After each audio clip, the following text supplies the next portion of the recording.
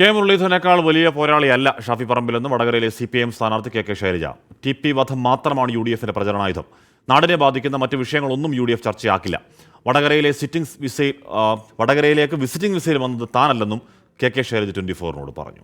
ഇവിടെ വന്നത് എന്തോ മുരളിയേക്കാൾ വലിയ ഒരാൾ ഇവിടെ വന്നു എന്നുള്ള പ്രതീതിയൊന്നും ഞങ്ങൾക്കില്ല. അപ്പോൾ അത് അവരുടെ കാര്യമാണ്, അവരാരാ സ്ഥാനാർത്ഥിയാക്കേണ്ടത് എന്നുള്ളത്. നാട്ടിലെ ജനങ്ങൾ വളരെ അസ്വസ്ഥരാണ്. എന്താകും രാജ്യത്തിൻ്റെ ഭാവി? എങ്ങനെയാണ് ജനാധിപത്യ ഭരണഘടന അട്ടിമറിക്കപ്പെടുന്നത്, മതേതരത്വം അട്ടിമറിക്കപ്പെടുന്നത്?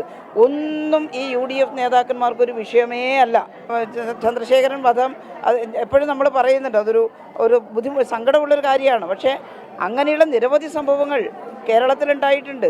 ഈ വടകര നിയോജക മണ്ഡലത്തിലെ ഒരു മണ്ഡലം ഒഴികെ ബാക്കി എല്ലാ അസംബ്ലി മണ്ഡലവും ഈ നാട്ടിലെ ജനങ്ങൾ വോട്ട് ചെയ്ത് ഇടതുപക്ഷമല്ലേ ജയിച്ചിട്ടുള്ളത്. അങ്ങനെയാണെങ്കിൽ ജയിക്കുമോ? ഈ ഒരു വിഷയം മാത്രം ചർച്ച ചെയ്യുന്നു. കോഴിക്കോട് അരുൺ പൂപ്പറമ്പ് വരുന്നു. അരുൺ, ഇന്നലെ രാഹുൽ മാങ്കൂട്ടത്തിലാണെന്ന് തോന്നുന്നു ആ യോഗത്തിൽ പറഞ്ഞത് എന്താണ്? ഷാഫി പോകുന്നത് പെർമനന്റ് വിസയിലാണ്, കെ ശൈലജ വിസിറ്റിംഗ് വിസ ആയതുകൊണ്ടാണ് മട്ടന്നൂർ ആരും കരയാതിരുന്നതെന്നൊക്കെ പറഞ്ഞു. അതിനുള്ള മറുപടിയാണോ പറയുന്നത്? ഇപ്പോൾ ഷാഫി പറമ്പിൽ വരുന്നതോടെ വടകരയിലെ സിനേറിയോ മൊത്തത്തിലൊന്ന് മാറുന്നുണ്ട്. വലിയ പ്രചരണ നേർക്കുനേർ പോരാട്ടത്തിലേക്ക് പോകുന്നു. എങ്ങനെയാണ് CPM ഷാഫിയുടെ വരവിനെ കാണുന്നത്, അരുൺ?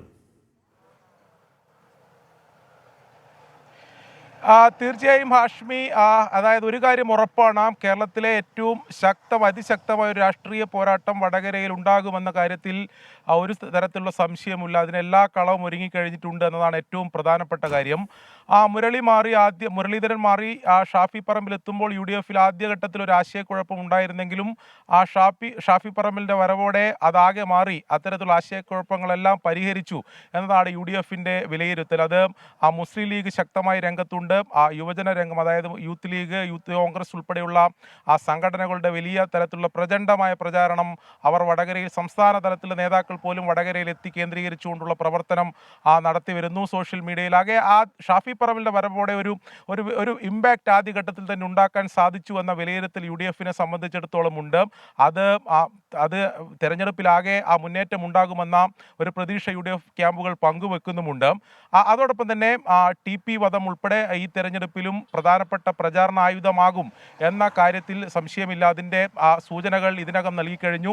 ഇന്നലെ ഷാഫി പറമ്പിൽ നൽകിയ വരവേൽപ്പിൽ അതുമായി ബന്ധപ്പെട്ട പൊതുയോഗത്തിൽ നേതാക്കളെല്ലാം പ്രതികരിച്ചത് TP ചന്ദ്രശേഖരന്റെ വധവുമായി ബന്ധപ്പെട്ട കാര്യങ്ങൾ ഉന്നയിച്ചുകൊണ്ടായിരുന്നു. ഇന്നിപ്പോൾ പ്രചാരണം ആരംഭിച്ചതും TPയുടെ വീട്ടിൽ നിന്നാണ്. എന്തായാലും LDFിനെ സംബന്ധിച്ച് ഷാഫി പറമ്പിൽ ഒരു വിഷയമല്ല എന്നതാണ് കെ ശൈലജ പറയുന്നത്.